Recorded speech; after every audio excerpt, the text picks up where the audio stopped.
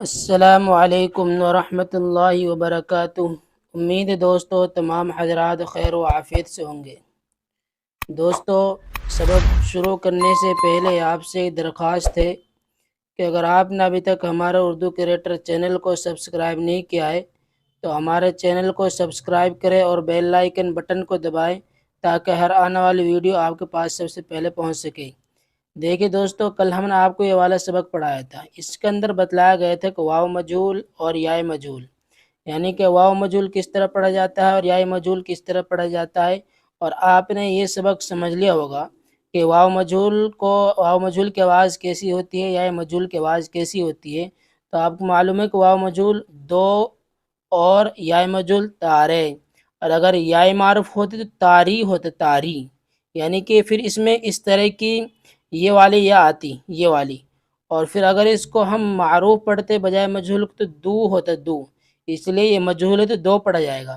اب یہاں سے پڑھائیں گے ہم آپ کو یہ سبق۔ دوستو اس میں بھی بتلایا جا رہا ہے، دیکھیے سبق شروع کرتے ہیں۔ بسم اللہ الرحمن الرحیم، یہ اشرفی قاعدہ ہے اور صفحہ نمبر 23 ہے۔ اب اس کے اندر آپ کو بتلایا جا رہا ہے کہ یہ واو مجہول ہے اور یہ یائے مجہول ہے، اور واو مجہول کی آواز ایسی ہوتی، دیکھیے کہ لو کی، لو کی نہیں پڑھیں گے، پڑھا جائے گا لو کی بینگن، اس کے اندر یائے مجہول ہے اور یہ واو مجہول ہے، تو لو کی بینگن، او نہیں پڑھیں گے، نہ او پڑھیں گے او، نو، جو، سو، یہ واو مجہول ہوگی۔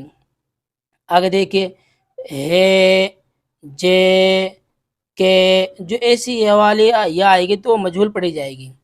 دیکھیے آگے اور، گور، خوف، پڑھا جا رہا ہے نا، یہاں پہ یہ واو آ رہا تھا، اور غلط ہو جائے گا، بلکہ اور، گور بھی غلط ہوگا، گور یہ صحیح ہے، خوف یہ غلط ہو جائے گا، خوف یہ صحیح ہے۔ خیر، تو خیر، خیر نہیں پڑھیں گے بلکہ خیر، سیر، پیر، ان کے اندر یہ والی آ رہی ہے اور یہی والی یہ آتی ہے۔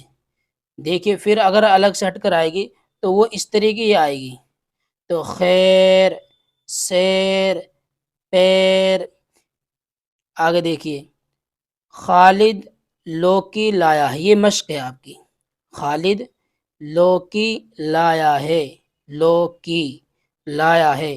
شوکت دوڑتا ہے، شوق سے جا، پیر سے مت مارو، کیا پڑھا جا رہا، پیر سے مت مارو، میل سے دور رہو، خیر کے کام کرو، نوکر قلم لایا، بازار سے سودا لا، کیا ہے، بازار سے سودا لا، بیگن کاٹو، خوف نہ کرو، یہ خوف یہ واو مجہول ہے، خوف نہ کرو، بیگن کاٹو۔ تو دوستو یہ سبق ہمارا یہاں تک ہو گیا ہے۔ اس سبق کو آپ بہت دھیان سے سمجھیں اور پھر سنیں اور بہت محنت سے یاد کریں۔